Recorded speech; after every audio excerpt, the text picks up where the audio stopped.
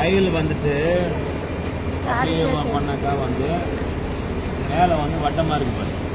இப்போ நான் பண்ணுறேன், இது வந்து கிராஸ் ஃபைலிங் இப்போ பண்ணுறது. கால் வந்து இப்படி வைக்கணும், இந்த கால் இப்படி வைக்கணும், இந்த கால் இப்படி வைக்கணும். நேராக வந்து நேராக வந்து 40 டிகிரி இப்படி வர மாதிரி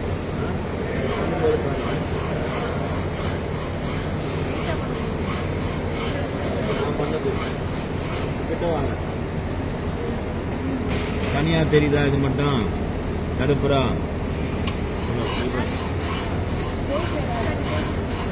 ஃபைல் வந்து நேராக இந்த மாதிரி நேராக பண்ணணும். ஃபைல் இது வந்து கிராஸ் ஃபைல் இதை பண்ணுறது.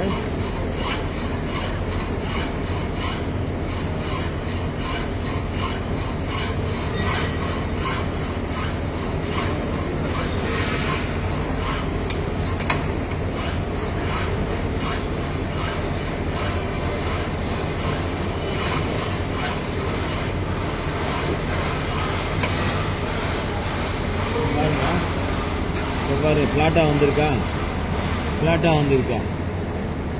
அது மாதிரி இன்னொரு இது இருக்கு. நம்ம இந்த பக்கம் வந்து அப்படியே எடுத்துட்டு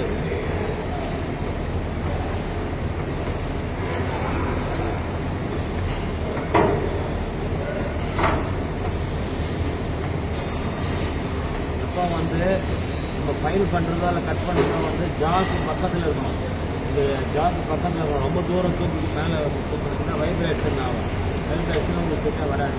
இது மாதிரி வந்து நேராக போச்சுன்னா ஈவனாக சமமாக பிடிச்சிக்கணும். சப்போஸ் வந்து இது ஈவனாக இல்லைன்னா சமமாக பிடிக்கணும், சரிங்களா? அப்போ தான் உங்களுக்கு வந்து ஸ்ட்ரெயிட் வரும். அதே மாதிரி வந்து ஸ்ட்ரெயிட்டாக வச்சுட்டு டைட் பண்ண டைட் பண்ணிட்டு இப்போ பண்ணுறது வந்து இதுவாங்க. இப்போ பண்ணுறது பாருங்கள், இதுவும் வந்து கிராஸ் ஃபைலிங் தான். இது வந்து மாதிரி தான் கால் இப்படி வச்சுக்கணும்.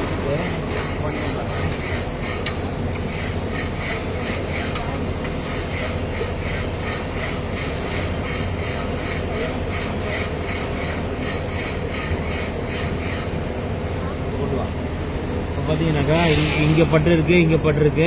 இந்த இடம் வந்து ரொம்ப பள்ளமாக்கிட்டீங்க. அதாவது ஃபைலை வந்து இப்படி இப்படி பண்ணுறது, இப்படி பண்ணாக்கா வராது. ஒரே ஸ்ட்ரைட்டாக பண்ணணும். பண்ணும்போது இந்த ஹேண்டில் வந்து உட்டன் ஹேண்டிலாக போட்டுங்க. உள்ளங்கையில் இந்த இடத்துல வைக்கணும், புரியுதுங்களா? அதே மாதிரி இது வந்துட்டு இது வந்து பார்த்தீங்கன்னாக்கா ஃபார்வர்ட் ஸ்ட்ரோக்கு அழுத்தம் கொடுக்கணும், ரிட்டர்ன் ஸ்ட்ரோக்கு அழுத்தம் இல்லாமல் இருக்கணும். Forward stroke, return stroke. Forward stroke வந்து அழுத்தம் கொடுக்கணும், ரிட்டர்ன் ஸ்ட்ரோக் அழுத்தம் இல்லாமல்.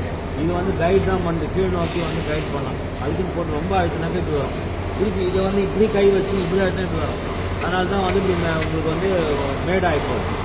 அது வளைவான கான்வெக்ஸ் ஆகிப்போம் இல்லையா? அதனால் வந்து நேராக வந்து பண்ணும்போது ரெண்டாவது ஃபைல் பண்ணே இருப்போம். கொஞ்சம் அப்படியே வந்து ரிலாக்ஸ் ஆகும் போது கை வைக்கக்கூடாது. அந்த சூடு வந்து போயிடுச்சுனாக்கா திருப்பம் வந்து அது பிடிக்காது. ஃபைல் வந்து மல்டி பாயிண்ட் கட்டிங் டூலில் கொஞ்சம் கொஞ்சமாக ஹீட் ஆனால் தான் வந்து கட் பண்ண ஆரம்பிக்கும். ஹீட் ஆன பக்கத்தில் நீங்கள் வந்து கை வைக்கக்கூடாது, புரியுதுங்களா? அதே மாதிரி வந்து ரொம்ப வந்து தட்டக்கூடாது. இடத்துல உடஞ்சிடும்.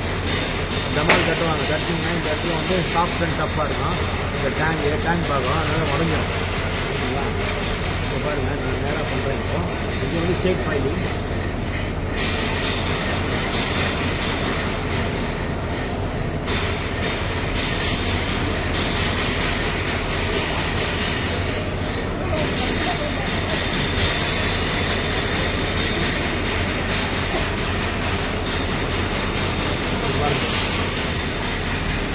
இப்போ ரொம்ப பள்ளமாக ஆக்கினதுனால இன்னும் இப்போ இது வரைக்கும் வந்திருக்கா, நேராக வந்திருக்கு.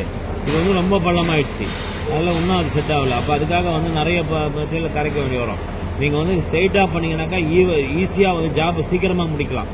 நீங்கள் மேடும் பள்ளமாக வந்து பண்ணிங்கன்னா ஜாபம் வந்து ஓட்டி ஆகிடும். இப்போ இன்னொரு விஷயம் என்னென்னா ரைஸ் கயர் ரைஸ் கயர் இப்போ பார்த்தீங்கன்னாக்கா இப்போ கீழே வந்துட்டாங்க. இப்போ பார்த்தீங்கன்னா நேராக இருக்கா, ஸ்ட்ரைட்டாக வந்திருக்குதா? இப்போ இது என்னன்னாக்கா இந்த ஸ்ட்ரைட்டு வந்து ட்ரை ஸ்கொயர் வச்சு பார்க்கும்போது இந்த ஸ்ட்ரைட் இருந்தாக்கா இப்போ ஃபிட்டிங் ஆகும். இப்போ ஃபிட்டிங் வந்து கட் ஆகும், இல்லைன்னா பெரிய கேப் தான் வரும். இது வந்து 90 டிகிரி வரணும். அதாவது இதுக்காக வந்து இது 90 டிகிரி வந்துனா தான் இப்போ ஃபிட்டிங் கட் ஆகும். அதுக்கு வந்து நீங்கள் வந்து முதல்ல வந்து ஃபைலிங் வந்து ஒழுங்காக பண்ணணும். இப்போ பாருங்கள், இவ்வளோ பெரிய பள்ளம் பண்ணிட்டாங்க. இப்போ இதை சரி பண்ணுறதுக்காக வந்து ரொம்ப தூரம் வந்து அதை ஃபைல் பண்ண வேண்டி வரும். டைம் வந்து ரெடியூஸ் ஆகாது, வேஸ்ட் ஆகும், டைம் வேஸ்ட்டு. ரெண்டாவது வந்து பெரிய பலன் தான் வரும். அது நீங்கள் திருப்பி திருப்பி வந்து இப்படி இப்படி பண்ணிட்டு இருந்தீங்கன்னாக்கா அது வேஸ்ட்டு, இப்படி தான் ஆகும்.